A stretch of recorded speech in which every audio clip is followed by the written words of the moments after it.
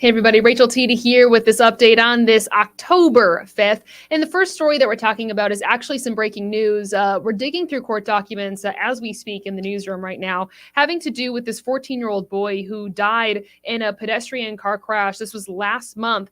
Now, the adults who are tasked with taking care of him are facing felony charges, and we now know the name of that 14-year-old boy as well, Romello Cruz. Now, police say that Cruz was a resident of the Devereaux Advanced Behavioral Health Building in Red Hook, and that two staff members were responsible for his care, and they were arrested yesterday. They say that while investigating this crash, Cruz was reported missing. Police say his two caregivers had actually had written documents that say he was in the facility in good condition at 5:30 a.m., but the crash had happened 40 minutes before that at 4:50 in the morning. That's less than 5 miles from the facility. So tonight, like I said, we're digging through those documents right now because the documents say that this facility, not this facility in particular, but the company that owns this facility has facilities across the country, and multiple locations across the country within this company are also facing lawsuits for a variety of abuse being many of them. So we're going to be digging into that tonight at 9 and 11 o'clock. We also have information about 3 Schenectady robberies to tell you about here. We first told you about these live last night. Police told News Channel 13 that a 15-year-old is responsible for the robberies that happened. This was September 29th and September 30th at Union College. They're working to connect the teen to a third attempted robbery in that same area. Police say the teen flashed what looked like a handgun, but was actually a BB gun they found when they made the arrest. We also are covering Sue Kelly, and you might remember that this is a story that we've been covering for literally forever because there's been multiple incidents of this happening. The dozens of animals that were at the center of the cruelty case in Fulton County are now free to be adopted. So good news here. More than 50 dogs and other animals were seized from Kelly's Haven back in July.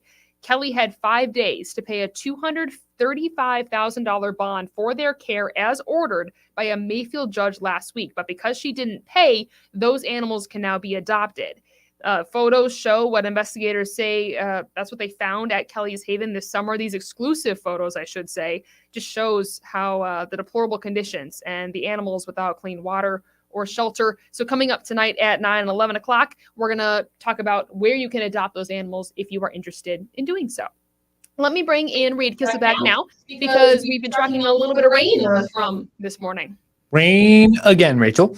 But the good news is it is dying out, which is good. That same pesky system that we've been talking about for what feels like an eternity is finally drying out. You can kind of see that over the last 6 hours that the amount of moisture present right along the coastline is starting to decrease. So that's a good sign in what to expect for this. So if we zoom on in over our region, we do have a few scattered light rain showers now, mainly in Columbia and Berkshire County, a few in Bennington as well. So we're going to still see that trend for at least a few more hours as we work our way into the start of the overnight period. But now cloud cover is starting to clear on out. And with that, temperatures are going to drop down into the 40s for our overnight lows. So tomorrow, you actually want to get outside, get some fall-like activities done. Kovachik's Orchard, maybe he finally opened it post-retirement now here. A lot of sunshine, temperatures in the upper 60s, low 70s for us. So overall, a pleasant day, but it's not going to last long. We have the roller coaster ride of temperatures here. 73 on Thursday, down to 56,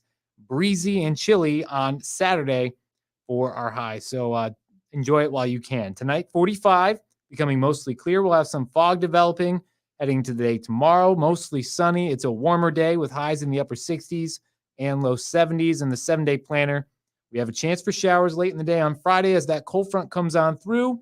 It's breezy. It's chilly on Saturday, a high of 56, up to 60 on Sunday, partly sunny.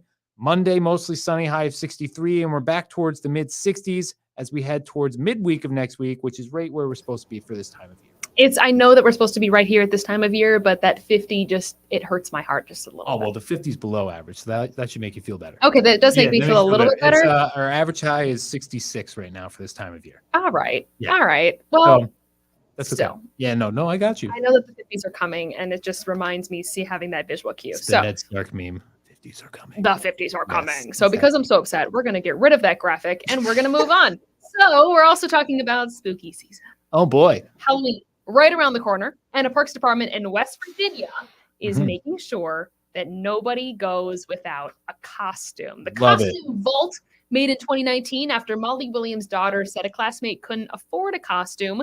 So the Parks and Rec Department, where Williams serves as a director, opened this vault, and it gives free costumes to kids. Goal is to make sure that nobody has to worry about affording one. So what is do you have a Halloween costume that sticks out in your mind as like the best costume that you've ever had?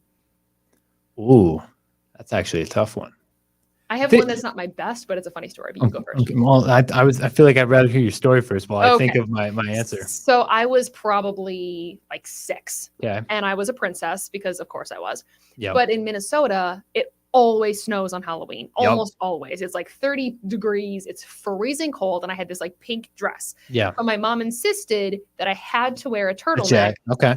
if I wanted to go trick or treating. Okay. And I, all 6-year-old myself, said, "Mom, princesses don't wear turtlenecks." And she was like, "The turtleneck or no candy."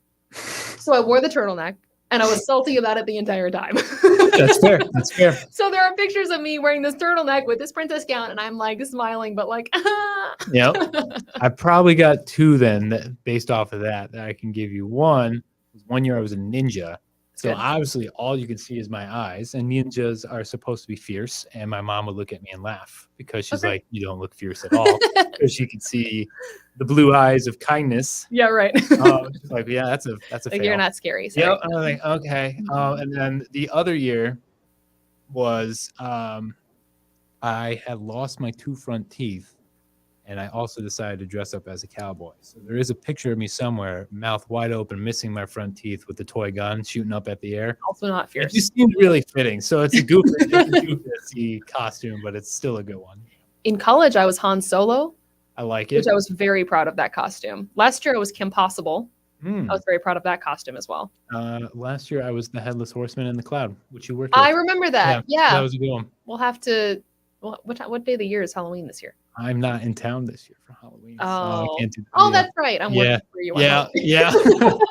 That's right. Thank you. Anyway, Yep. so all in all, Yep. Halloween costumes. If you guys have Halloween costumes, please send them our way. We'd love to see them, see photos, put them on air and Yes. online. But our top stories for today, talking about Kelly's Haven, the dogs are available to be adopted now. Schenectady robberies, police are learning more about who committed those robberies. And then we're digging through pages and pages and pages of lawsuits against Devereaux, the company that oversees multiple facilities across the country. But there is one here in New York that is tied to the death of a 14-year-old child.